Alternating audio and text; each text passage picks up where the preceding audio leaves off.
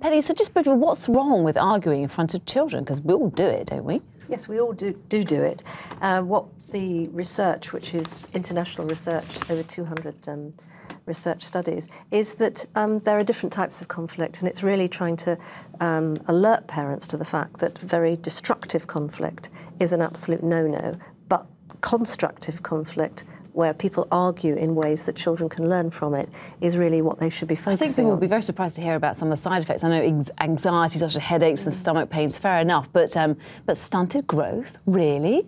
Well, that's in an extreme. I mean, destructive conflict, if it's verbal and physical abuse, can be extremely upsetting to children, and it can set off all sorts of patterns to do with the endocrine systems and everything else. But I think the main message for most parents is that children do not like seeing their parents argue, particularly if it leaves them uncertain about what it all means. So the constructive way is really where you show the children that you have sorted it in some shape or form. Liz, as a parenting expert, I mean, it's common sense at the end of the day, isn't it? What do you think of it? I would agree. I think it is, largely. I think one thing that it's important for parents to remember, because we all feel terrible when we argue in front of our children. You know, we really hate it. It's not a pleasant thing. We all remember it from childhood.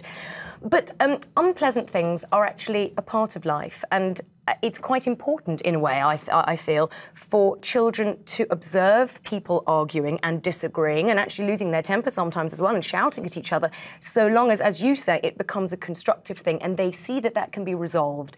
And I think we're very frightened, many parents are very frightened of doing so-called bad things in front of their children, as if this isn't always a bad thing. Children do need to learn about conflict, because otherwise you get to a point where you have your first big argument. If you've never observed that before, you don't know how to deal with it. And it seems parents are frightened of doing anything these days after all these surveys. I mean, some of our viewers, Penny, Lisa Nadin via Facebook says, anyone who says they don't argue and are not being very honest, a good constructive row clears the air and shows children that you care. And Joel Taylor says, you know, bottling up is way more damaging. And Joel's right, because if you hear... Absolutely. And if the children go to bed and the parents are arguing downstairs, that's more destructive, The isn't research it? shows all of that. I mean, one of the most destructive forms of conflict is the silent treatment, where actually the parents don't shout at each other, they just don't talk to each other, or they say things like, you know, well, you tell your mum, you tell your dad. And the key thing in what your viewer has said is about constructive.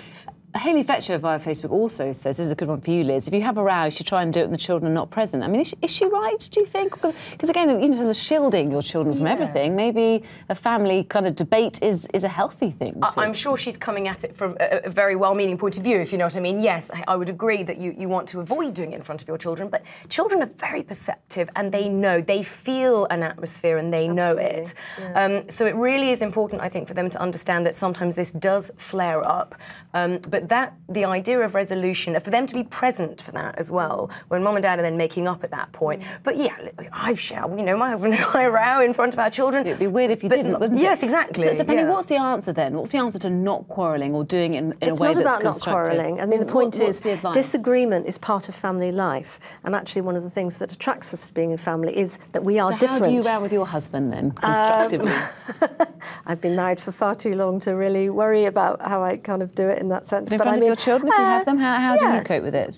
Well, I think basically what you do is you've got something that irritates you. It's the way you put it over. It's about the skills you use, how you manage your emotions, and how you make sure that your children are not exposed to the extreme forms of behaviour that are very, very upsetting. Just briefly, Liz? And a very brief last point, if parents can remember not to do each other down in front of their children. That's a really nasty trap. We all fall into it, and it's very, very destructive for children. You know, say, well, your dad always does this, and interestingly, what they do, you want them to side with you, and what they do is they'll go and side with the other person, the person that you're being nasty about in front of them. So the key thing is how to argue better. Go to thecoupleconnection.net, which is our evidence-based service for parents.